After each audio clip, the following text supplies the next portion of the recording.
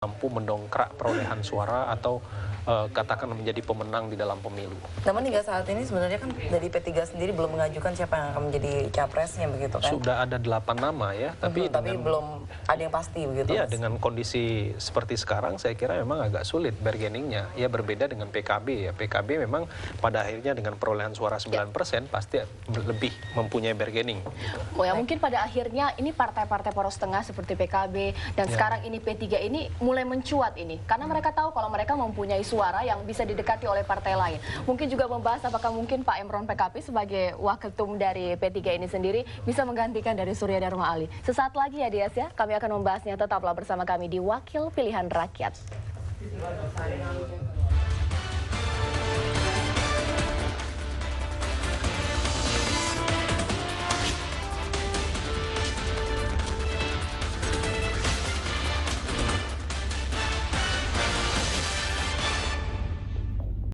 Ya, bersama kita sudah ada Pak Emron Pangkapi yang kemarin sudah menggugat ya. Iya benar. Kenapa Surya Dharma Ali yang merupakan ketua umum ini ternyata datang ke kampanye salah satu partai lain gitu dalam hal ini Gerindra. Nah, Bapak apa yang Bapak gugat ketika kemarin ketua umum Anda datang ke salah satu kampanye begitu? Ya, apapun alasan beliau, tetapi kunjungan ke sebuah kampanye partai yang menjadi pesaing kita itu adalah tindakan tidak patut. Itu yang pertama. Yang kedua, apa yang beliau pidatokan dalam forum itu sungguh lebih tidak patut lagi. Karena itu adalah bertentangan dengan konstitusi partai. Partai sudah mengambil keputusan melalui satu lembaga di bawah muktamar, yaitu Musyawarah Kerja Nasional Partai Persatuan Pembangunan kedua di Bandung. Di dalam keputusan Mukernas itu secara tegas dinyatakan bahwa Partai Persatuan Pembangunan berkonsentrasi penuh untuk mensukseskan pemilu legislatif, yaitu tanggal 9 April. Itu yang pertama. Dengan segala persyaratannya. Yang kedua, Partai Persatuan Pembangunan barulah akan membangun koalisi partai-partai setelah melihat hasil pemilu legislatif 9 April.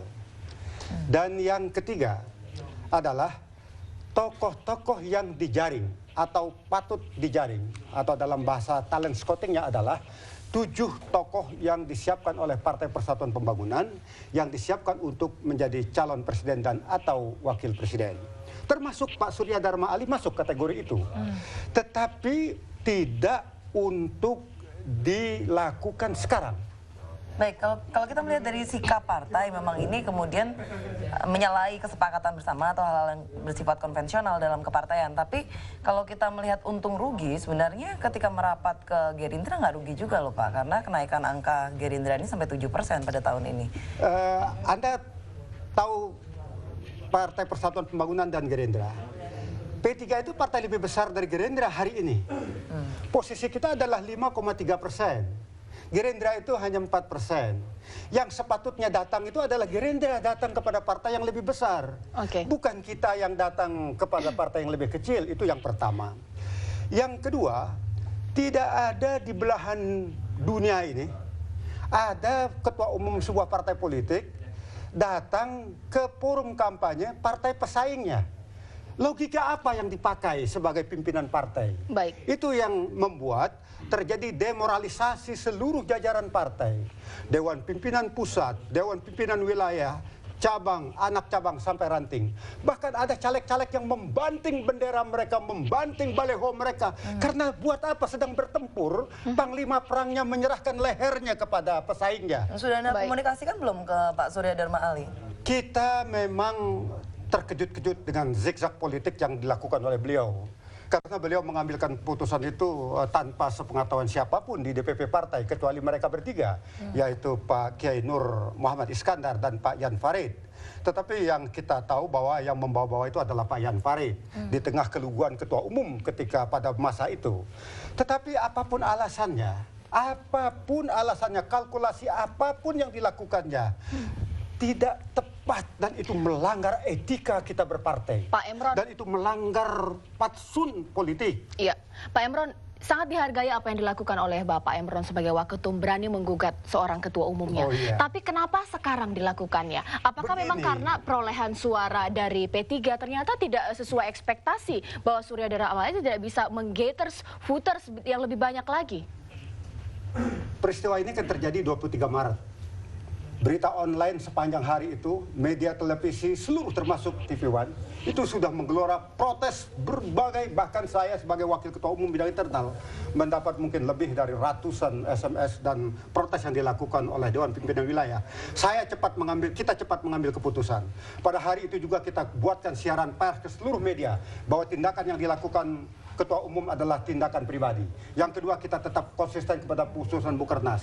Yang ketiga, kita membuat surat edaran kepada DPW seluruh Indonesia agar mereka tenang, tidak terbawa arus apa yang dilakukan oleh Ketua Umum kita. Pak Emron, ini bisa Oleh dikatakan... karena itu, kita ingin diam dalam rangka menyelamatkan partai sampai tanggal 9 April. Tetapi ketika 9 April sudah terjadi, pemilu sudah selesai, maka tindakan yang salah itu wajib kita koreksi. Anda yakin itu Pak Yan Faris yang mengajak?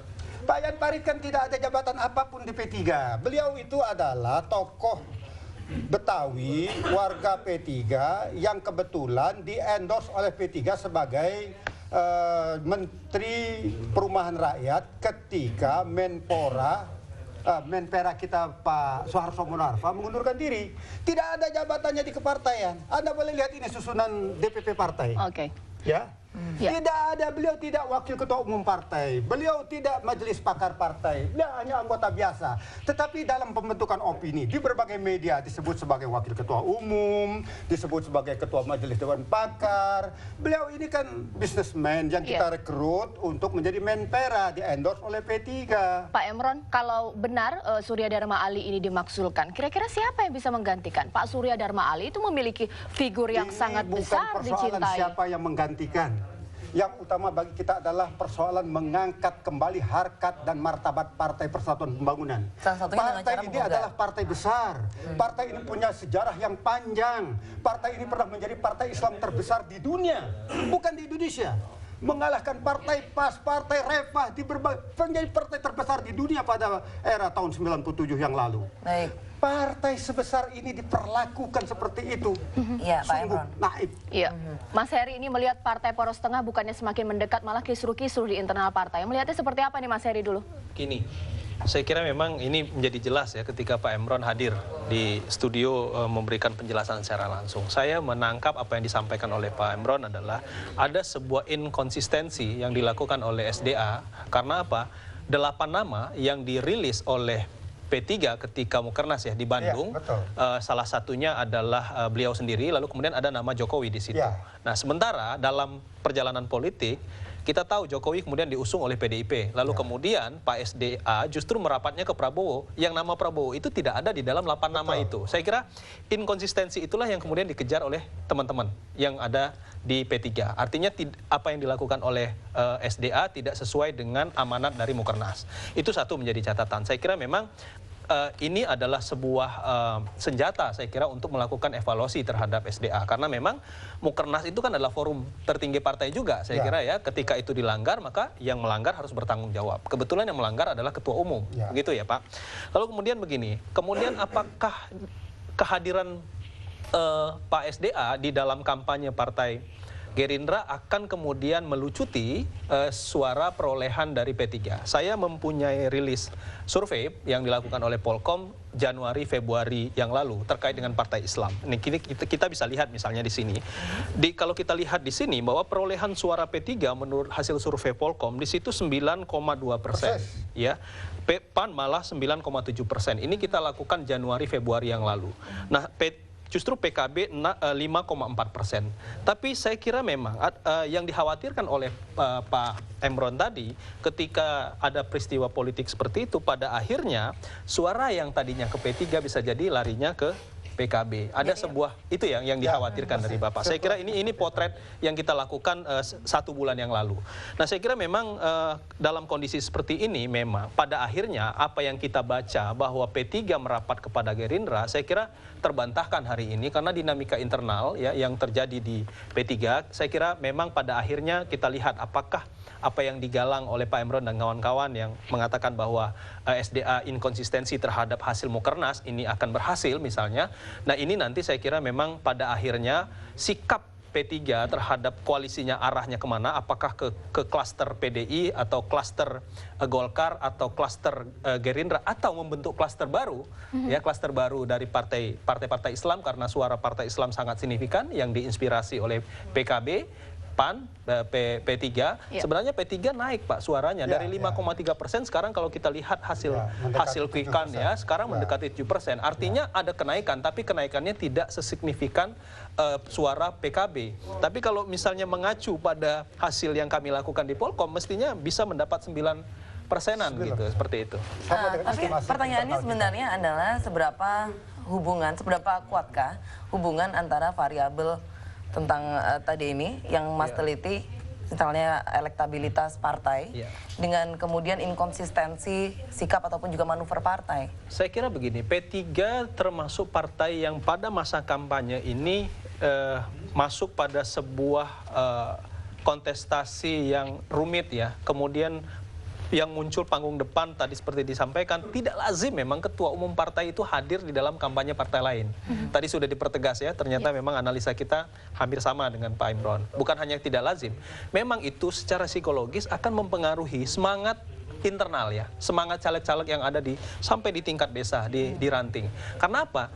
Mereka dihadapkan, mereka kan yang berada di lapangan, berada di grassroots untuk bertarung dengan caleg yang lain. Katakan misalnya satu dapil itu kan ada juga caleg Gerindra, ada juga caleg Demokrat. Nah, disitulah psikologis saya kira kader internal, psikologis caleg itu terganggu ketika ketua partainya itu kemudian sebelum ada hasil pemilu kemudian muncul dan seolah-olah dalam tanda petik ya, simbol politiknya jelas. Ketika SDA hadir di dalam kampanye Partai Gerindra, kemudian publik membaca ini P3 merapatnya kepada Gerindra. Oke. Ini sebenarnya mengingatkan kita ya, Caca ya, tentang yang terjadi pada tahun 2004 ketika saat itu Alwi Shihab dan beberapa orang lainnya di internal PKB kemudian ternyata memiliki suara yang berbeda dengan Gus Dur. Tapi itu nanti kita akan bahas nanti. Intinya bahwa memang ternyata partai-partai Islam atau poros tengah sudah merasa bahwa mereka lah yang harus didekati oleh partai-partai. Karena suara mereka cukup besar. Sesaat lagi pemirsa di Wakil Pilihan Rakyat kami akan kembali.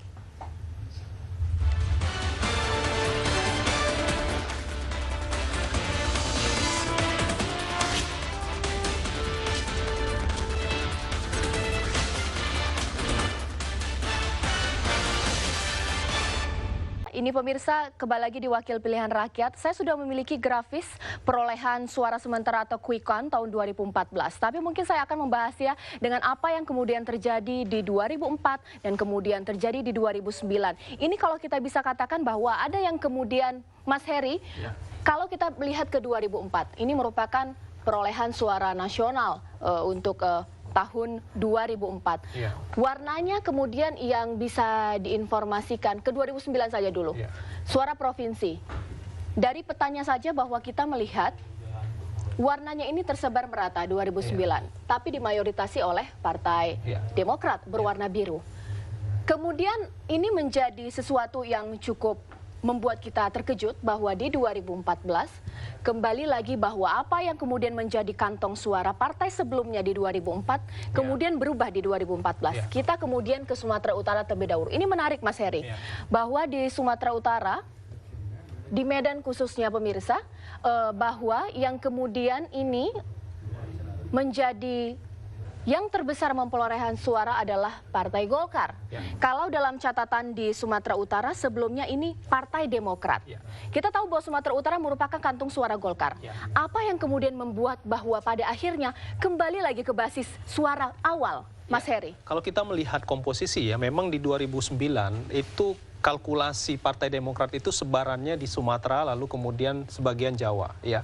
Kita tahu bahwa memang sebenarnya kantong-kantong Golkar itu sudah sejak lama itu berada di Sumatera lalu kemudian juga berada di wilayah Indonesia Timur sebagian besar. Artinya ketika misalnya kedikjayaan atau kekuatan Partai Demokrat di 2009 sekarang itu turun drastis, tidak mengherankan kalau kemudian suara-suara Partai Golkar itu kembali lagi di Sumatera Utara karena memang basisnya di situ. Nah, menurut saya memang kesetiaan para pemilih Golkar ya yang ada di Sumatera itu tidak hanya ditunjukkan di Sumatera Utara. Kalau kita mungkin buka satu-satu pasti akan kelihatan seperti apa. Tapi menurut saya memang ini adalah sesuatu hal yang memberikan gambaran real pada 2014 kesetiaan para pemilih-pemilih di Sumatera Utara itu kembali pada Golkar. Jadi 2009 kenapa fenomenanya memang fenomena SBY tidak bisa kita pungkiri ketika 2009 di mana kemudian mampu menyedot perhatian termasuk juga pemilih di Sumatera Utara untuk memilih Partai Demokrat. Bahwa intinya bahwa SBY effect ini sudah berakhir ya Mas Heri ya. Ya. Tapi mungkin yang menarik juga bahwa di sini PDI Perjuangan tidak beda jauh dari Golkar. Nah, apa yang kemudian membuat, apakah memang suara atau pemilih Golkar sebelumnya kemudian beralih ke PDIP atau mungkin ini merupakan suara pecahan dari Demokrat? ada yang menarik menurut saya yang kita lupa bahwa di Sumatera Utara itu justru gubernur yang terpilih adalah dari PKS ya. Nah, menurut saya juga kan kelihatan mestinya kan PKS memiliki kantong suara di wilayah Sumatera Utara. Justru ini tidak terlihat dari apa yang ditampilkan. Nah, kenapa kemudian PDIP? Saya kira memang PDIP muncul di sana juga ini tidak lepas dari caleg-caleg yang diusung PDIP di wilayah Sumatera Utara. Memang kita lihat di situ ada Sultan Batugana, lalu kemudian juga ada Ruhut Sitompul ya, beberapa nama-nama yang di Demokrat ya. Kemudian di PDIP saya kira ada beberapa nama juga yang sangat berkualitas yang diusung oleh partai PDIP di wilayah tersana. Nah, ternyata sebaran caleg juga berpengaruh terhadap tingkat elektabilitas atau tingkat keterpilihan dari suatu partai. Ya. Baik, ya pemirsa, memang kalau kita kemudian kembali lagi bahwa memang untuk tahun 2014 ini khususnya pemirsa, bahwa apa yang kemudian terjadi bahwa setiap partai memiliki sebaran suara yang hampir sama. Ini kemudian membuat bahwa semua partai yang ada akan semakin sulit untuk menemukan kemana arahnya akan berkoalisi. Wakil Pilihan Rakyat masih akan kembali sesaat lagi. Tetaplah bersama kami pemirsa.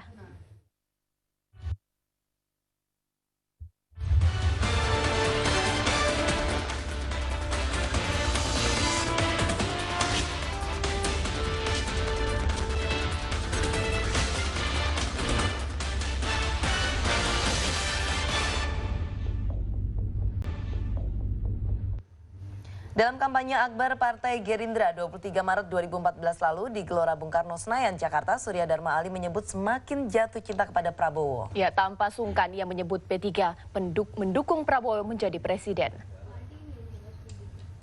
Partai Persatuan Pembangunan menilai bahwa Partai Gerindra telah memutuskan calon pemimpin masa depan yang tepat, yaitu Bapak Prabowo Subianto.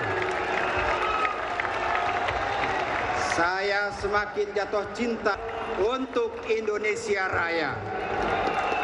Presiden untuk kaum papa, presiden untuk kaum cilik, presiden untuk para petani, presiden untuk para nelayan, presiden untuk para buruh. Tetapi ada satu yang dilupakan, adalah presiden untuk para kiai dan ulama Indonesia. Bersama Partai Persatuan Pembangunan.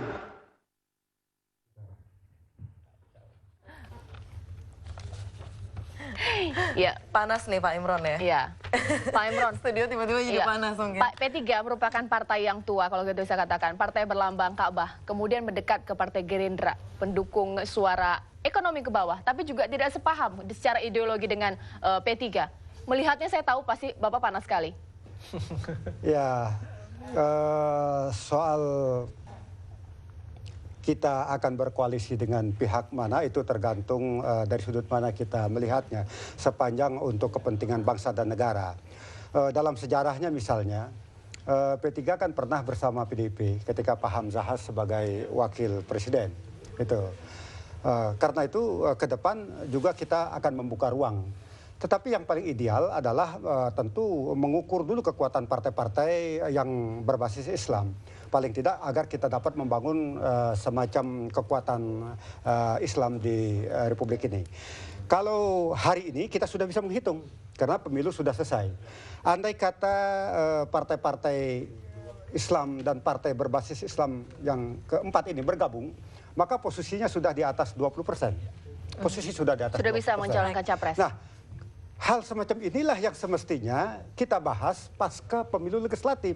Karena itulah kemarin dalam Mukernasnya kita putuskan segala sesuatu yang berkaitan dengan Pilpres dilakukan setelah Pileg. Ya, Pak Emron ini kan waketum internal ya Pak ya? Ya, betul. Seharusnya untuk hal semacam ini, itu kan harusnya waketum eksternal kalau tidak salah. Gitu. Ya. Nah ini sebenarnya ada apa dalam internal partai sendiri sehingga Anda harus berbicara di depan publik? Apakah memang ada faksi dalam partai atau seperti apa? Ya, ini memang tugas saya menurut job description DPP Partai adalah membantu Ketua Umum dalam rangka pembinaan organisasi, melakukan konsolidasi ke bawah. Justru apa yang saya lakukan ini adalah merespon surat yang dikirim oleh Dewan Pimpinan Wilayah seluruh Indonesia. Suratnya sudah tertanggal 28 Maret yang lalu. Ya, itu surat resmi tertulis dan sudah diagendakan di DPP Partai tanggal 28 yang lalu. Tetapi sebelum itu banyak sekali pernyataan-pernyataan baik secara by telepon maupun SMS, BBM dan lain-lain semua yang isinya memprotes tindakan Ketua Umum itu. Hanya mempertimbangkan kepentingan partai di atas kepentingan kita semua. Maka seluruh itu kita tutup sampai tanggal 9 April. Nah hari ini 9 April sudah berlalu, quick count tidak akan jauh bergeser lagi. Kita sadar kita sudah mengalami suatu masa yang rugi luar biasa. Okay. Andai kata tidak ada peristiwa itu, kami yakin partai akan sampai kepada angka 9,5% sebagaimana yang diramalkan oleh para lembaga survei maupun oleh kita di internal. Pak Emron, kalau misalnya memang benar pada akhirnya Pak SDA di impeachment, yang pengganti adalah waketum. Pak Emron mau menggantikan posisi Pak SDA? Saya bukanlah seorang yang ambisius untuk jabatan ketua umum.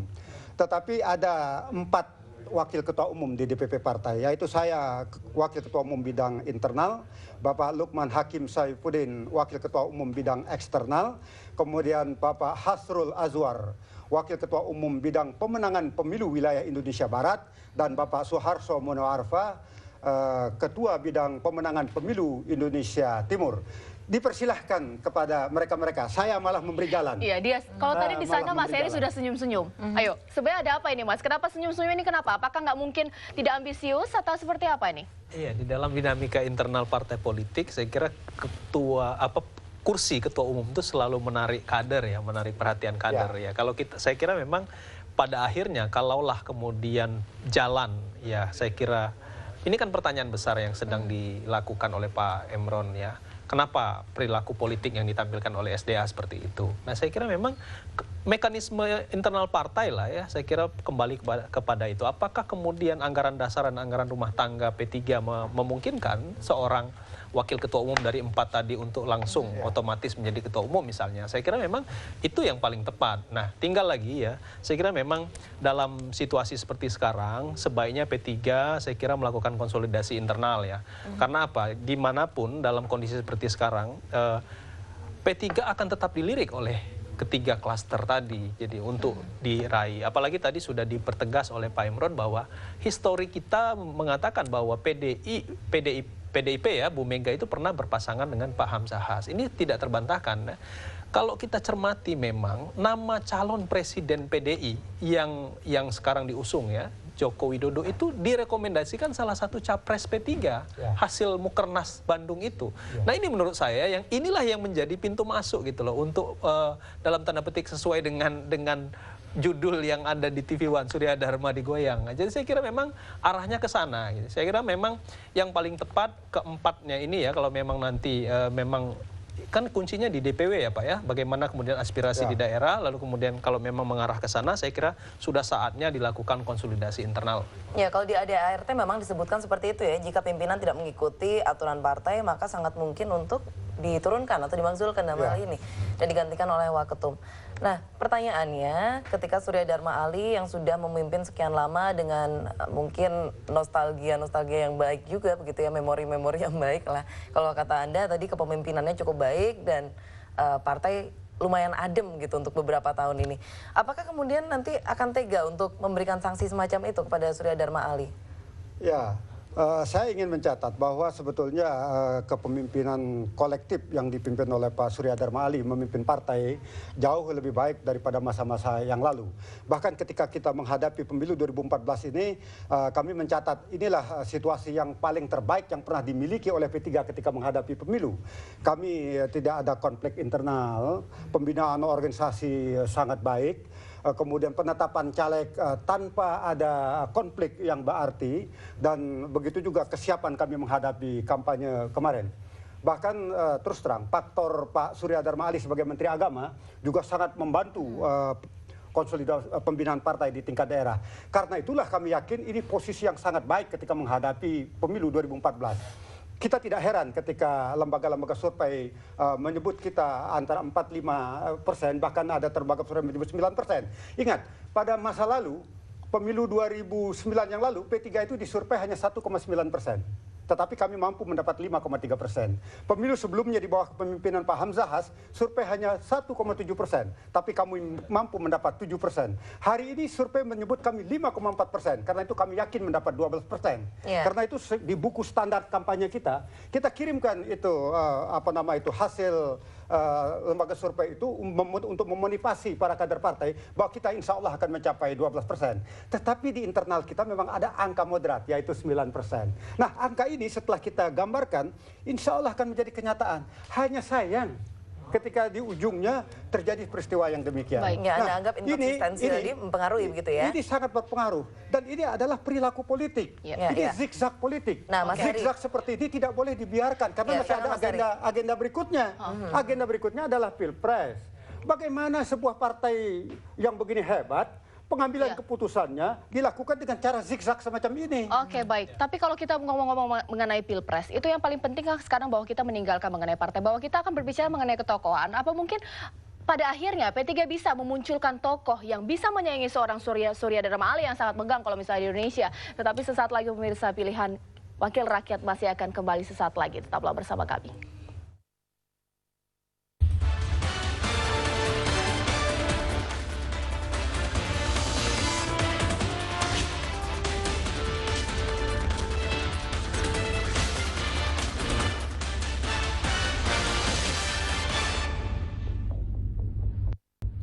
Ya, kita kembali ke Wakil Pilihan Rakyat dan kita akan berbincang lagi ya tentang hal-hal yang tadi itu yang seperti memakzulkan ketua umum dan sebagainya. Nah, ini tahun 2004 juga sudah ada yang serupa gitu. Antara Alwi Shihab saat itu dengan Gus Dur, di mana ketua umumnya sendiri ternyata mendukung Wiranto begitu ya. Nah, apa yang dilihat di sini Mas Hari? Ada manuver-manuver politik seperti ini di tengah-tengah mungkin menjelang Pilpres atau apa? Ini hal seperti apa, fenomena seperti apa? Nah, ini ya yang saya katakan bahwa ketika partai politik itu tidak dipengaruhi oleh ketokohan yang begitu besar, artinya epicentrum pada ketokohan itu tidak terpacu pada satu orang. Misalnya contoh PDIP itu kan sangat kuat sosok Megawati. Lalu kemudian kita tahu misalnya partai baru seperti Nasdem juga Surya Paloh. Lalu kemudian Gerindra dengan Prabowo. Ada kemungkinan besar partai tersebut terancam